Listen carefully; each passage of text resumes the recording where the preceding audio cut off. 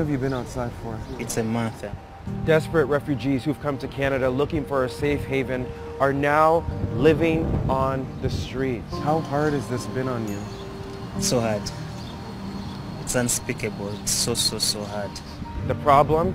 The City of Toronto says there's just no more space in their shelter system and that the federal government needs to pony up some cash to help create that space. We also know that refugees is also a federal responsibility, and we need at least $160 million from the federal government to help us in sheltering these refugees. Now, while that bickering continues back and forth, left in the middle are those folks just looking for help. What keeps you going every single day? What keeps you... Hope. The hope I had when I was coming, it's the same hope that keeps me going. Alors bonjour tout le monde, j'espère que vous vous portez toujours très bien. Donc je me présente une fois de plus pour ceux qui ne connaissent pas ou ceux qui découvrent pour la toute première fois la chaîne. Je suis Exponentiel Fojo. C'est toujours avec beaucoup de plaisir que je te partage les sujets aussi intéressants et variés au sujet des questions d'immigration. Donc si tu es nouveau sur cette chaîne, sache que ici on parle principalement des questions d'immigration sous forme de tutoriel. Qu'est-ce que ça veut dire? Ça veut dire concrètement que si tu souhaites immigrer au Canada, en faisant les démarches par toi-même, en constituant toi-même la procédure, en suivant toi-même ton dossier de façon personnelle, alors tu es au bon endroit. Parce que sur cette chaîne, il y a pas mal de vidéos reparties en termes de playlist, c'est-à-dire en catégorie ou en thématique des vidéos, qui t'expliquent vraiment de A à Z, le B à bas, des procédures d'immigration canadienne.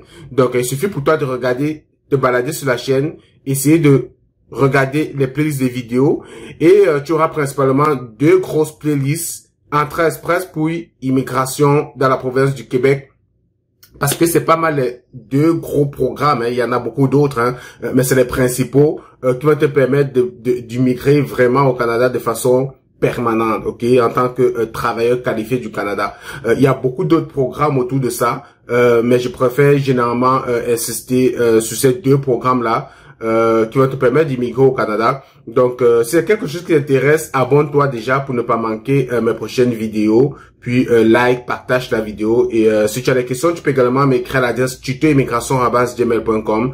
tutoimmigration@gmail.com. Avant d'aller plus loin dans la vidéo, j'aimerais également insister sur le fait que je ne suis pas un consultant en immigration. Je ne suis pas un avocat des questions d'immigration. Je suis rien de tout ça. Je suis pas un expert de rien du tout. Je suis simplement quelqu'un de très passionné qui aime partager son expérience avec la communauté de plus en plus grandissante que vous êtes, parce que j'ai moi-même constitué mon dossier lorsqu'il était question de faire ma procédure pour immigrer au Canada, parce que je suis au Canada, j'ai vu de façon résidente, de façon permanente depuis plusieurs années déjà. Et puis, je ne compte plus le nombre de personnes que j'ai aidées, à faire venir au Canada en constituant moi-même leur dossier, ou en leur guidant à distance. Et c'est à la suite de tout cela, parce qu'il y avait de plus en plus beaucoup de personnes qui me sollicitaient pour un accompagnement, que j'ai donc pensé à l'idée de mettre sur pied une chaîne YouTube sous forme de tutoriel qui devait aider un certain nombre de personnes qui n'ont pas les moyens de payer un consultant en immigration, parce que comprenez que ici on ne veut pas comme ça sous-estimer le travail que font les consultants d'immigration, mais je m'adresse à une population qui n'a peut-être pas les moyens de payer une consultation, de payer un consultant. Alors vous êtes capable de vous débrouiller par vous-même sur la chaîne. Sur cette chaîne, on parle également d'intégration, parce que on parle d'un pays, on arrive au Canada, et une fois qu'on est au Canada, il y a des soucis d'intégration, comment se comporter pour réussir son intégration, alors sur la chaîne, il y a également des vidéos intégration qui vont t'expliquer un certain nombre de choses. J'ai déjà partagé pas mal de vidéos. Donc, si tu as déjà immigré, que tu es déjà installé au Canada, ça peut être important pour toi de regarder ces vidéos-là pour réussir ton intégration. Donc, de plus en plus, je partage des vidéos également dans ce sens-là. Et j'ai fait également du coaching, donc j'essaie de te démontrer ou bien de t'amener à faire des bons choix, à prendre des bonnes décisions dans ton projet d'immigration. Et c'est principalement ce qu'on va faire aujourd'hui dans cette vidéo. Donc tu l'as compris, on va parler aujourd'hui une fois de plus des visiteurs. J'ai déjà fait pas mal de vidéos, je parlais du statut visiteur au Canada. des gens qui veulent venir au Canada avec un statut visiteur dans le but de rester. Vous le savez, hein, c'est quelque chose que je déconseille. Je déconseille fortement et je déconseille depuis plusieurs mois déjà. Surtout parce que je me rends compte que très souvent des personnes qui viennent au Canada comme visiteurs dans le but et l'intention de rester, c'est des personnes qui ont un bon profil pour faire une procédure de résidence permanente et de venir s'installer au Canada de façon permanente. Ok, ça peut être une alternative pour des personnes qui n'ont peut-être pas d'autre voie, qui n'ont pas d'issue, mais comme je dis toujours, si tu es là à l'école, tu as un diplôme universitaire, tu es capable de justifier des années d'expérience, alors tu peux venir au Canada en constituant la procédure d'immigration permanente. Un statut visiteur, ok, c'est pas un statut de résidence permanente, ok. Dis que tu fais une procédure de visa visiteur dans l'intention d'arriver au Canada et de rester. Ça ne devrait pas être quelque chose d'acquis pour toi parce que le visa visiteur que tu obtiens, ce n'est pas un visa de résidence permanente. C'est un visa de touriste qui te permet simplement de venir au Canada, d'injecter un peu d'argent et de retourner dans ton pays. Maintenant, oui, le Canada, on va le dire, a mis depuis quelque temps une mesure comme ça là qui permet comme ça une nouvelle mesure d'intérêt public qui permet en fait aux personnes de venir au Canada en tant que visiteurs et une fois sur place au Canada d'avoir la possibilité de trouver un emploi. Si jamais ils réussissent à trouver un emploi, ils pourront donc transformer le permis de visa visiteur en permis de travailleur. Ce n'est même pas transformer parce que transformer c'est pas la bonne expression. En fait, ils vont faire une nouvelle démarche parce que c'est vraiment deux démarches bien différentes qui doivent comme ça leur permettre d'aller chercher un permis de travail. Je l'ai déjà expliqué dans pas mal de vidéos. J'insiste dessus, les amis, parce que il y a beaucoup de personnes qui m'écrivent, qui continuent à m'écrire parce que c'est des personnes qui sont arrivées au Canada avec des visas visiteurs et qui se rendent à l'évidence que c'est très compliqué pour ces personnes-là, de trouver un travail, de s'installer et quoi que ce soit. On va dire que oui, il y a beaucoup de travail au Canada, on peut trouver du travail, mais croyez-moi, les amis, une fois que vous êtes sur place, la réalité n'est pas exactement comme vous l'imaginez, comme vous la pensez, ok? Comme je l'ai déjà dit, le but de cette vidéo, le but de cette présentation, c'est pas de décourager les personnes à venir au Canada comme visiteurs. Bien sûr, c'est une mesure qui a été mise en place par le gouvernement.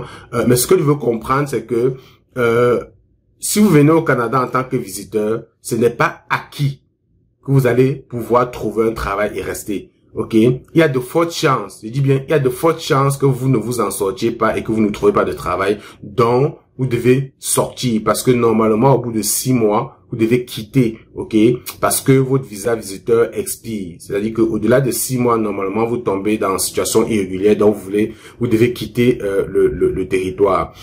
Alors dans cette vidéo, on va présenter un certain nombre de choses. Je vais tout de suite vous partager des extraits de vidéos de journal de Radio-Canada, ok, qui parlent en fait des réfugiés qui sont au Canada. Et on se rend compte que de plus en plus, le nombre de réfugiés au Canada a cru, ok, ça explose, ok, on bat les records. Le Canada a récemment fermé le chemin Roxham, qui était la frontière canado-américaine, qui permettait aux gens qui empruntaient le chemin à pied d'entrer au Canada en passant par la frontière des États-Unis, ok. Mais on s'est rendu compte que après avoir fermé ce chemin-là, les nouveaux arrivants empruntent un nouveau chemin.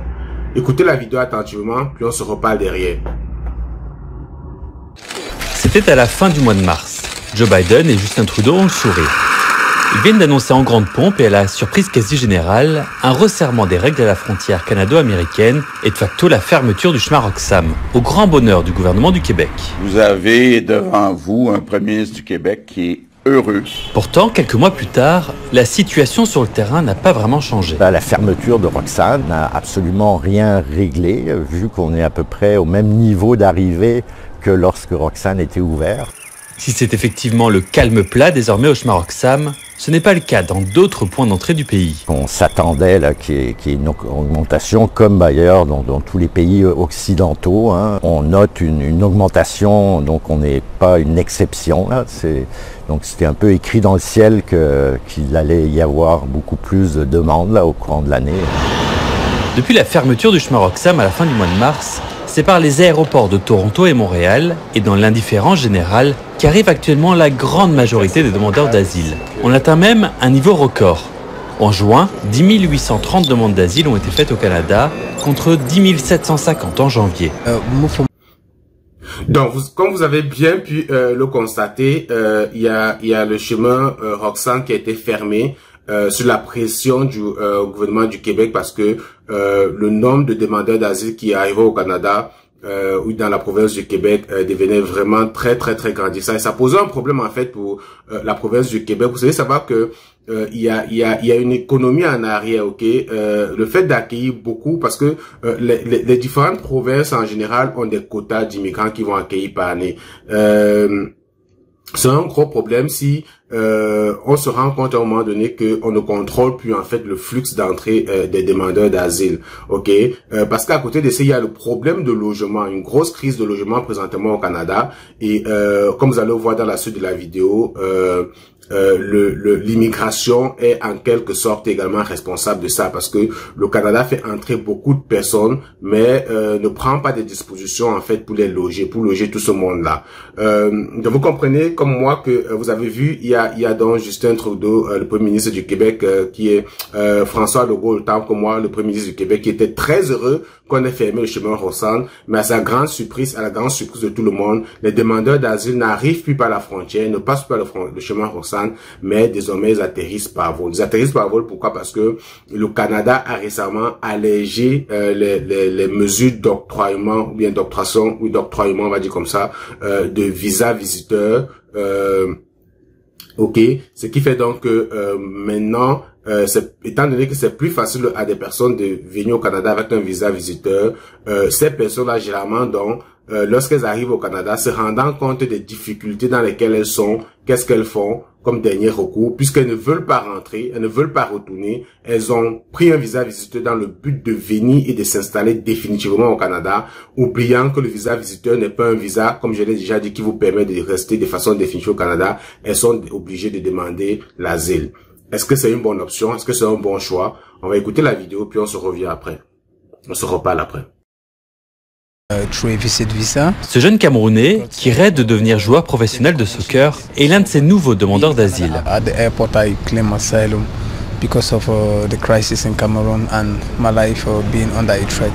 Les personnes que nous avons rencontrées devant l'un de ces centres d'hébergement réservés aux demandeurs d'asile ont toutes deux points communs. Elles viennent d'Afrique et sont arrivées par avion avec un visa de tourisme, comme ce Gambien venu seul au Québec il y a quelques jours. After the end of the day, the Canadian give me a visa. So because Canada is my dream country. Ce qu'on voit actuellement au printemps, là, c'est des gens qui arrivent beaucoup d'Afrique de l'Ouest, d'Afrique francophone, là. En raison d'un inventaire très important, Ottawa a discrètement allégé récemment les critères pour obtenir un visa touristique au Canada, ce qui a des conséquences importantes dans les aéroports, mais aussi dans les centres d'hébergement, comme ceux gérés par le Prida. C'est l'entrée ici de notre nouveau centre d'hébergement pour les demandeurs d'asile. Financé par le gouvernement du Québec, le Prida vient d'ouvrir cette semaine un tout nouveau centre dans le nord de Montréal, avec 700 lits répartis sur 4 étages. Ici, c'est une chambre à 4 lits sans salle de bain. Ici, tout est neuf. Québec a dépensé près de 50 millions de dollars pour rénover cet édifice. Problème, la capacité d'accueil reste la même qu'avant, puisque ce bâtiment remplace des chambres louées dans un hôtel du centre-ville de Montréal. Est-ce que c'est suffisant, 700 lits ici? En fait, c'est ce qu'on est capable d'offrir. Face à cette problématique, le gouvernement Trudeau a à nouveau réservé près de 4000 chambres dans une trentaine d'hôtels du pays, principalement au Québec et en Ontario. Pour moi, on n'est pas les seuls. Enfin, en Ontario, à Toronto, ils ont les mêmes défis que nous. L'Ontario et le Québec se partagent désormais la quasi-intégralité de l'accueil des demandeurs d'asile. Depuis le début de l'année, plus de 31 000 personnes sont arrivées au Québec contre 21 500 en Ontario. À ce rythme, le Canada pourrait donc battre les records de l'an passé. Ce qu'on déplore beaucoup, c'est qu'il n'y a eu aucune concertation. On dirait qu'on n'a pas appris de nos erreurs. Il y a un problème de communication là, très sérieux. Là. Les erreurs qui ont été faites et le manque de communication, en fait, se reproduit à nouveau. Et ça, c'est questionnable. Alors, Romain, on vient de voir en termes de nombre de demandeurs d'asile, la fermeture de Roxham n'a pas changé grand-chose. Comment on réagit à Ottawa? Alors, vous venez de voir là, en fait, le problème, en fait, que crée la crue, en fait, des demandeurs d'asile au Canada. Il y a un problème de recasement, il y a un problème de logement. Ces gens-là, généralement, je parle de ces gens, mais je parle peut-être à toi, qui actuellement te prépare également à venir au Canada avec ton visa visiteur, pas pour visiter, mais dans l'intention de rester. C'est une bonne chose. Mais ce que je veux que tu comprennes, c'est qu'une fois arrivé au Canada, ça sera pas facile. Déjà, il faut te loger, il y a des factures, il faut te manger, il faut te nourrir. Et le seul moyen pour toi de rester de façon définitive, c'est de trouver un travail. Mais pas seulement, mais c'est surtout de trouver un employeur qui va accepter de te recruter et qui accepte aussi d'aller faire des démarches pour te délivrer un visa, un permis de travail. Parce que ce que tu veux comprendre, c'est que le visa visiteur que vous avez, avec lequel vous venez au Canada, c'est pas le document qui vous permet de travailler. Ce n'est pas ce document-là. Il faut aller chercher un autre document qui vous permet de travailler, en fait. OK? Oui, le gouvernement a dit les visiteurs peuvent travailler, mais à une condition, à condition qu'ils réussissent à obtenir le permis de travail. Ça, c'est toute une démarche dans laquelle beaucoup d'employeurs, malheureusement, ne veulent pas se plonger, ne veulent pas se mêler, parce que souvent, c'est la paperasse, c'est difficile. Et très souvent, comme je l'ai déjà dit dans les précédentes vidéos, vous êtes obligé de faire affaire avec soit des consultants, soit des avocats. Moi, si j'ai un conseil que je peux vous donner lorsque vous allez arriver au Canada en tant que visiteur, même si je vous ai déjà dit, je ne vous le conseille pas, mais je sais que beaucoup de personnes, au regard des messages que je lis, il y a des gens qui me disent carrément, j'ai écouté ta vidéo dans laquelle tu déconseilles de venir, machin, comme visa visiteur. Mais je viens d'obtenir le visa visiteur pour mes 3 enfants et ma femme. On s'apprête à venir au Canada. Est-ce que tu me conseilles de laisser d'abord ma femme venir ou tu me conseilles de venir avec toute la famille? C'est-à-dire que c'est des gens qui ont déjà écouté des vidéos que j'ai partagées dans lesquelles je présente un certain nombre de choses, mais qui me demandent quand même conseil, ce qu'ils font. Et en général, ce que je vous réponds, ok, si tu fais partie des personnes qui m'ont posé cette question-là par Gmail, je te dis, j'ai tout dit dans la vidéo, ok. Comme je suis en train de le redire dans cette vidéo, il n'y a pas autre chose que je vais te dire en privé de plus pertinent que ce que je dis dans cette vidéo aussi. Tout est dit, je me lèche pas la cœur ouvert. Et comme je t'ai déjà dit, le truc que tu vas graver dans ton esprit, c'est que lorsque tu arrives au Canada, ça doit être difficile. Et que il faudrait que tu envisages le fait que tu peux retourner dans ton pays sans trouver du travail. Parce que je t'ai dit, c'est toute une autre procédure pour aller obtenir le permis de travail. Il faut payer de l'argent. Les employeurs ne veulent pas souvent payer ces frais-là. Il faut que l'employeur démontre qu'il n'a pas pu trouver la main-d'œuvre sur place. Même s'il y a des mises à jour dans ce sens-là, mais ça reste que il faudrait que toi qui pars de ton pays, toi qui payes généralement des gros montants pour obtenir ces visas visiteurs-là, dis-toi que rien n'est garanti, ok? Rien n'est garanti en bout de ligne. Il y a possibilité que tu retournes. Tant que tu as intégré dans ta tête qu'il y a possibilité que une fois au Canada, que tu retournes dans ton pays, ça va mieux aller pour toi, ok? Parce que le gros problème, c'est que généralement les gens arrivent et sont plutôt surpris. Comme la dame justement qu'on va voir dans la prochaine capsule que je vais vous partager, elle ne s'attendait pas, vous allez voir cette dame qui vient ne s'attendait pas vraiment à vivre ce genre de situation au Canada, mais c'est réel les amis. Et je m'adresse surtout, j'aime bien insister dessus, des personnes qui ont un profil pour faire une procédure de résidence permanente, mais qui s'embarquent dans des procédures qui ne leur sont pas utiles, ok, qui prennent des mauvaises décisions. Pourtant, il suffit de passer un test de langue, entrer dans le bassin. On a vu comment les sélections dans les bassins entrées sont tellement baissées, les scores ont tellement baissé. Désormais, c'est à la portée de tout le monde. Bien se concentrer, se préparer, payer un test de langue, faire sa procédure. Ok. Je pense encore à cette dame hier qui m'écrit, qui est infirmière, qui a 37 ans, qui a fait un test de français, voilà 4B2, qui m'a demandé conseil pour la mettre dans le bassin à Rima, ce que j'ai fait, qui a 5 enfants. Mais parallèlement à ça, qui me dit que elle est en train de négocier avec une dame au Canada à hauteur de 4 millions pour que la dame lui trouve un permis de travail. fermé. Visiteur, permis de travail fermé, pour moi, c'est du pareil au même. Ok, oui, c'est des options, mais ce que tu devais prioriser, si tu as le profil pour immigrer au Canada, les gens qui ont une licence, un BTS, priorisent une procédure de résidence permanente. Si tu n'as pas des moyens de subsistance pour faire un trait express, concentre-toi sur la procédure ARIMA. ARIMA, depuis pratiquement 6 mois, tire pratiquement chaque mois au moins 1800 personnes dans le bassin ARIMA. Au moins, pratiquement, si on veut faire la moyenne. Donc, c'est ouvert. Rentre dans le bassin, prépare-toi à faire ton test de langue. S'il est mauvais, plutôt que de payer, comme j'ai dit à cette dame, plutôt que de payer 3,5 millions pour avoir un permis de travail et venir au Canada avec un permis de travail fermé, parce que ça, c'est une autre corps de coût. Tu es fermé, tu es lié à un employeur. Je préfère que sur ces 3,5 millions, tu retires 500 000, tu refasses, tu te concentres et tu refasses ton test de français. Et tu fais un test d'anglais en faisant des bonnes préparations, en prenant ton temps. Tu seras sélectionné parce que tu as déjà le diplôme qu'il faut, tu as tout ce qu'il faut. Donc, on va écouter la prochaine capsule. Ok, je sais que la vidéo va être très longue, mais je pense que c'est important ce que je suis en train de vous dire. Je m'adresse et je m'excuse à ces personnes-là qui me disent souvent qu'ils n'ont pas assez de data, ils n'ont pas assez de données pour écouter mes vidéos parce qu'elles sont souvent très longues. Je sais que je me répète beaucoup, je me redis beaucoup, mais c'est mon modèle de communication. C'est difficile pour moi de le changer. Donc, tout de suite, on va regarder le prochain extrait du journal. D'asile peinent à se loger. Plusieurs sont même forcés de dormir dans la rue ou dans des parcs, alors que des organismes communautaires croulent sous la pression pour leur venir en aide. La ville de Toronto, elle, réclame l'aide d'Ottawa. Voici le reportage d'Andriane Williams. Des valises qui s'empilent, un bureau transformé en garde-manger. Depuis 2 semaines, c'est le branle-bas de combat à l'Association éthiopienne du Grand Toronto. Les demandeurs d'asile y arrivent chaque jour par dizaines. Les refuges de la ville sont pleins et ils n'ont nulle part où aller.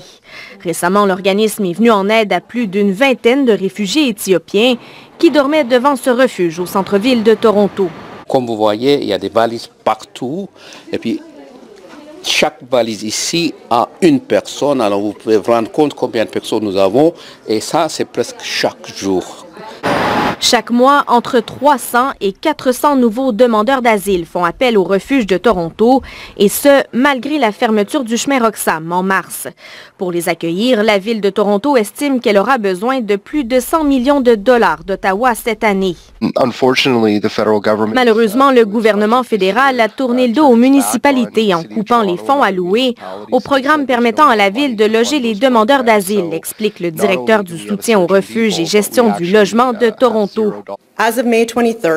Environ le tiers des personnes qui fréquentent les refuges de la ville sont des demandeurs d'asile. Mais avec la pression qui ne cesse de croître, Toronto dit qu'elle les dirigera maintenant vers d'autres services fédéraux, tout en restant vague sur ce qu'elle compte faire. Entre-temps, l'Association éthiopienne de Toronto dit avoir loué 2 logements pour y héberger les nouveaux arrivants qui cognent à sa porte, comme cette dame qui est arrivée la semaine dernière. Cette femme n'aurait jamais pensé se retrouver dans une telle situation au Canada, explique la directrice de l'organisme. En tout, une 60aine de demandeurs d'asile éthiopiens sont sans abri, selon elle. Trouver les fonds nécessaires pour les loger et les nourrir est un combat. Donc, comme tu viens de voir, c'est pas évident, ok. Tu pars de ton pays, ok, avec peut-être une bonne situation. Tu dis que tu vas au Canada, tu as mis beaucoup d'argent dans le projet, ok.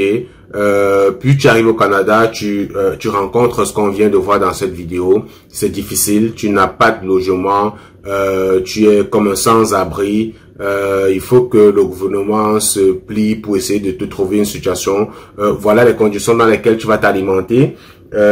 Pourtant, tu étais quand même assez bien chez toi. Et tout ça, pourquoi? Quelles sont les raisons? Simplement parce que tu as choisi la mauvaise procédure, parce que tu as choisi la mauvaise démarche. Ou alors simplement parce que tu n'étais pas assez éduqué, tu ne savais pas exactement dans quoi est-ce que tu t'embarquais. On t'a pas expliqué les choses comme il faut. Ok, voilà la raison pour laquelle j'insiste dessus. Oui, viens avec un visa visiteur. Si tu veux te balader au Canada, découvrir, c'est ça l'intérêt. C'est pour ça qu'on dit visa visiteur, c'est un visa touriste. Oui, il y a des possibilités de rester au Canada, mais dis-toi que à la fin de ton séjour, tu peux retourner, tu peux retourner dans ton pays si tu n'as pas pu changer tes conditions. Donc ne pars pas de ton pays avec un visa visiteur comme si tu étais sûr à 100% d'aller t'installer de façon définitive au Canada. Parce que qu'est-ce qui va se passer si en fin de compte c'est difficile pour toi? Alors, tu vas te retrouver dans cette condition. Parce que jusqu'ici, beaucoup de personnes peut-être ne savent pas pourquoi on parle beaucoup de demandeurs d'asile. Depuis le début de démarrage de la vidéo, on a expliqué que quoi? On a expliqué que le chemin Roxane, qui auparavant était la voie d'accès pour les demandeurs d'asile, a été fermé. Et ce qu'on constate, c'est que la plupart des demandeurs d'asile arrivent maintenant par vol, notamment des pays, généralement d'Afrique. Ok, et majoritairement c'est des demandeurs d'asile parce que généralement soit c'est des personnes qui ont confié leur dossier, soit des consultants qui ne maîtrisent aucun contenu de leur dossier. Donc c'est à dire que vous arrivez au Canada, quelqu'un vous a pris de l'argent à monter votre dossier, généralement on vous dit que vous venez soit à une conférence ou un séminaire, vous ne savez même pas où va se tenir le séminaire ou la conférence. Parfois, l'événement est même déjà passé, mais vous n'êtes même pas au courant. Alors, lorsque vous arrivez à l'aéroport devant l'agent d'immigration, il vous pose un certain nombre de questions. Ok, vous avez votre visa visiteur. L'agent d'immigration a le droit de vous demander où est-ce que vous allez résider, où est-ce que vous allez habiter, quelles sont les dispositions que vous avez prises par rapport à votre logement. Généralement, les gens n'ont pas de logement, ils n'ont pas d'adresse au Canada, ils n'ont pas réservé d'hôtel, ou bien ils ont réservé juste 1 jour, 2 jours d'hôtel, et dans les échanges, on constate clairement qu'ils ont l'intention de rester 1 mois, 2 mois au Canada. Ils sont pas capables de démontrer qu'ils ont suffisamment les moyens financiers sur eux pour subvenir à leurs besoins ou pour justifier leur séjour, ok, leur tourisme pendant tout ce temps-là, où ils ne savent pas clairement c'est quoi le contenu de leur dossier, c'est quel type d'événement qu'ils venaient faire, ils venaient assister. Donc, les amis, même si vous avez fait des choses avec des représentants, essayez au moins de savoir le contenu de votre dossier, ok? Ils ont l'obligation de vous le dire parce que vous avez payé pour ça, donc ils doivent vous donner l'information. Et voilà donc la raison pour laquelle ces personnes-là, généralement, lorsque c'est flou, ok, pour l'agent d'immigration, il vous met simplement dans le prochain vol et qu'il vous retourne chez vous. Étant donné que les gens sont partis de leur pays avec l'intention de rester de façon définitive au Canada avec un visa visiteur, le seul recours qui leur reste, c'est quoi? C'est demander l'asile. Voilà donc la raison pour laquelle les demandes d'asile augmente de façon exponentielle, ok? On est en train de se rendre compte qu'au Québec, on dépasse les 36 000, dans le reste du Canada, on dépasse les 24 000, et on est en train de battre des records. On bat les records de demandeurs d'asile, et c'est curieux parce que les demandeurs d'asile arrivent maintenant par vol. C'est bien rare, c'est pas ce qu'on a l'habitude de voir. Et voilà. Donc, et généralement, donc, ce sont des personnes qui ont eu des visas visiteurs qui se retrouvent coincés et qui n'ont pas d'autres alternatives que de demander l'asile. Mais ce que vous devez savoir, c'est que demander l'asile, oui, lorsque vous demandez l'asile, on essaye de vous loger, on essaye de vous donner même un permis de travail, parce que lorsque vous demandez l'asile, on vous donne un permis de travail. Mais ce que je comprends, c'est que c'est le temps, ok, le temps qu'on étudie en fait la véracité des faits. Ok, qu'on s'assure qu'effectivement vous êtes une personne menacée, vous devez être protégé dans votre pays. Si vous savez que, parce que vous passez devant un tribunal, vous devez avoir un avocat, si on se rend compte que bon, votre vie n'est pas assez dérangeante dans votre pays, vous n'êtes pas menacé du tout, alors tout de suite on vous refoule dans votre pays et vous n'avez plus le droit de venir au Canada. Définitivement vous êtes bloqué. Donc, qu'est-ce que ça veut donc dire? Ça veut dire que demander l'asile, c'est un couteau à double tranchant, ok? C'est comme jouer au poker, pile ou face. C'est-à-dire que, ça veut dire que, j'ai mis beaucoup d'argent pour venir au Canada, jouer au poker avec mon projet de résidence, mon projet d'immigration, je joue au poker. Donc, j'arrive au Canada, je vais choisir, je vais choisir de demander l'asile parce que de toutes les façons, les conditions sont compliquées. Ou j'ai réussi à entrer parce qu'il y en a qui ont réussi à entrer, traverser l'aéroport sans problème, qui restent là maintenant, qui essaient de trouver le travail, mais au bout de 6 mois, ils ne trouvent pas le travail. Ce que vous comprenez, c'est que lorsque vous êtes visité au Canada, après 6 mois, vous devez sortir du territoire. Mais vous avez la possibilité quand même de demander une prorogation de votre statut visiteur pendant que vous êtes encore sur place. Donc, là, vous rentrez en ce qu'on appelle statut implicite qui vous donne l'autorisation de rester sur place jusqu'à ce que vous ayez une réponse en fait de votre prorogation. Ça vous donne le droit de rester. Et voilà donc comment les gens vont souvent essayer d'échelonner leurs 6 mois en plus de 6 mois sauf qu'à un moment donné, vous êtes obligé de sortir. À un moment donné, vous vous retrouvez dos au mur, face au mur, vous n'avez pas trouvé le travail après vous avoir renouvelé maintes fois votre visa visiteur. Puis, il faut absolument quitter le Canada. Et en général, puisque ces personnes ne peuvent pas quitter ou ne veulent pas quitter, elles demandent donc l'asile. Ok. Il y a des gens pour qui ça marche. Ok. On leur donne leur asile, ils deviennent des réfugiés. Mais il y a des gens pour qui ça ne marche pas et ils doivent quitter le Canada. C'est un stress permanent. Il y a beaucoup de personnes avec qui je parle que si elles savaient que c'était comme ça, que les choses devaient se dérouler une fois au Canada, elles n'auraient jamais fait le pas. Ok, elles n'auraient jamais pris cette initiative-là.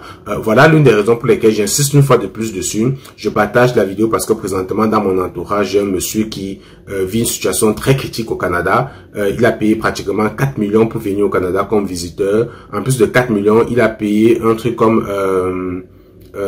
pense que $6,000 à peu près pour avoir un permis de travail. C'est-à-dire que la personne qui le fait venir prend d'abord l'argent pour le faire venir comme visiteur, beaucoup d'argent, et prend encore de l'argent lui faisant croire qu'on lui a délivré un permis de travail au Canada, qu'il va arriver, il va travailler.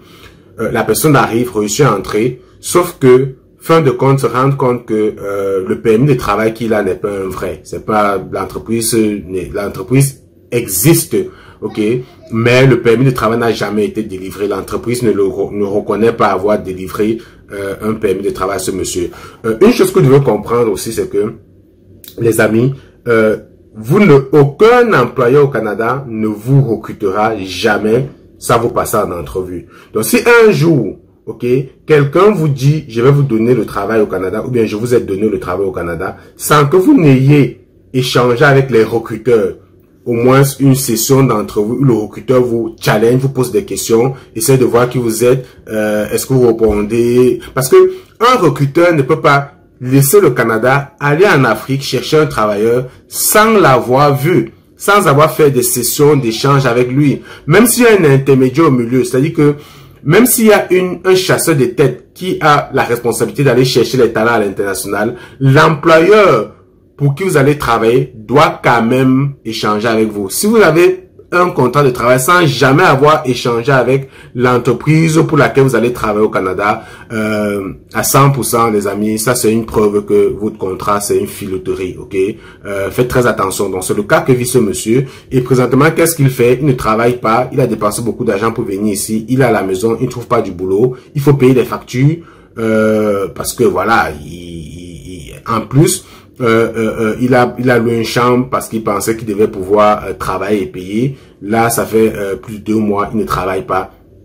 Voilà pourquoi j'ai allumé ma caméra aujourd'hui une fois de plus pour insister sur ce phénomène de visa visiteur que beaucoup de personnes essayent de prendre comme option d'immigration. Et ce qui me cœur et me dérange beaucoup dans tout ça, c'est que je discute avec des gens qui ont le profil, qui ont d'excellents profils. C'est-à-dire, c'est des gens dont si je prends le dossier, en 6-7 mois, ils sont au Canada en tant que résidents permanents. C'est des jeunes, souvent de moins de 35 ans, qui ont des masters, des licences dans des domaines pointus en demande au Canada, qui peuvent venir. Mais en général, ces personnes, je parle beaucoup plus, par exemple, des gens qui sont au Cameroun, parfois ils me sortent d'excuses selon laquelle passer un test de langue est devenu très long. C'est-à-dire que parce que on vous demande d'attendre 6 mois, parce que je comprends effectivement dans beaucoup de centres au Cameroun, par exemple, de tests de langue, les files d'attente sont très longs. Donc les gens, par exemple, qui actuellement veulent composer le test de français, qui vont au centre linguistique s'enregistrer, vont peut-être composer en janvier ou février 2024. Ok? Donc beaucoup de personnes, parce qu'on leur a dit qu'ils vont composer en janvier 2024, alors ils préfèrent court-circuiter leur projet. Non, c'est trop long d'attendre jusqu'en janvier 2024 et passer un test de langue. On va trouver une alternative. On va aller au Canada comme visiteur. On profère. Ok, on va donner 3 millions et demi. On va atterrir au Canada comme visiteur. C'est pas la bonne stratégie, les amis. Il faut être patient dans la vie. Apprenez à être patient dans la vie. Ok, tout ce qui est bien s'obtient avec beaucoup de patience. Ok, il faut être patient. Si vous êtes tout le temps rapide, vous voulez rapidement obtenir des choses, même au Canada, même si vous êtes résident permanent, si vous fonctionnez de cette façon, vous allez vous allez rater votre intégration, ok? Donc, vous avez vu dans ces personnes-là qui trouvent que c'est très difficile, qui vivent carrément dans la rue, qui n'ont pas de logement, qui n'ont pas d'hébergement, qui sont venus au Canada, qui certainement n'avaient jamais imaginé que c'est dans ces conditions-là qu'ils devaient vivre une fois installés au Canada. Mais c'est la réalité, c'est des faits. Ok, j'espère que tu as aimé la vidéo, que tu as aimé le contenu. Elle est très longue, mais si tu es arrivé jusqu'à la fin de la vidéo, certainement c'est parce que tu as trouvé le contenu intéressant. Like, partage la vidéo, partage ça autour de toi parce qu'il y a beaucoup de personnes autour de toi qui probablement sont en train de vouloir prendre la décision de venir au Canada avec un statut, avec un visa visiteur et ayant pour première intention de rester de façon définitive et non pas de visiter le Canada comme il se doit. Donc, essaie de partager cette vidéo avec ces gens-là. Like la vidéo pour que YouTube essaie comme ça de pousser la vidéo à ceux qui recherchent ce type de contenu parce que c'est un contenu parlant et il est important que on arrête comme ça de voir arriver au Canada beaucoup de personnes malheureusement qui finalement sont généralement dans le regret, ok, sont tout le temps dans le regret, qui regrettent d'avoir pris cette option-là. Si ça peut aider un certain nombre de personnes, c'est le plaisir, c'est l'intérêt de la capsule, de la vidéo. Et si tu as aimé le contenu, abonne-toi si ce n'est pas encore le cas. Puis on se retrouve dans une prochaine vidéo. Peut-être, qui sait, ça sera un tutoriel ou d'autres sujets. Allez, on se retrouve dans une prochaine vidéo les amis. Salut!